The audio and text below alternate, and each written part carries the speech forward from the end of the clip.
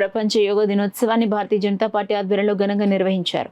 కాకినాడ శ్రీనగర్ ఆదిత్య విద్యా సంస్థల ప్రాంగణంలో జరిగిన కార్యక్రమంలో పెద్ద సంఖ్యలో చిన్నారులు పాల్గొని యోగా సాధన చేశారు. కార్యక్రమాన్ని ఆదిత్య విద్యా సంస్థల డైరెక్టర్ డాక్టర్ సుగినారెడ్డి ముఖ్య అతిథిగా పాల్గొని ప్రారంభించారు. భారతీయ జనతా పార్టీ మహిళా మోర్చా జిల్లా అధ్యక్షురాలు మేడ విజయలక్ష్మి ఆధ్వర్యంలో ఘనంగా అంతర్జాతీయ యోగా దినోత్సవం జరిగింది.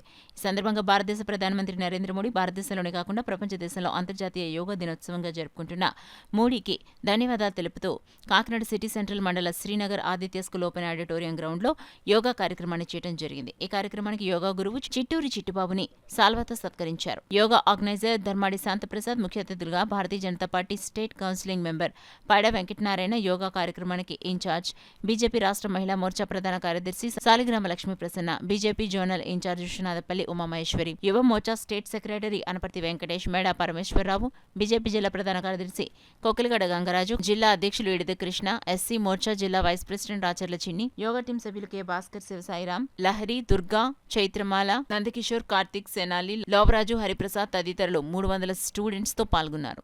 ఈ కార్యక్రమంలో స్టూడెంట్స్ కు మహిళా మోర్చా ఆధ్వర్యంలో డ్రై ఫ్రూట్స్, రాగి సంగటి అల్పాహారంగా అందించారు.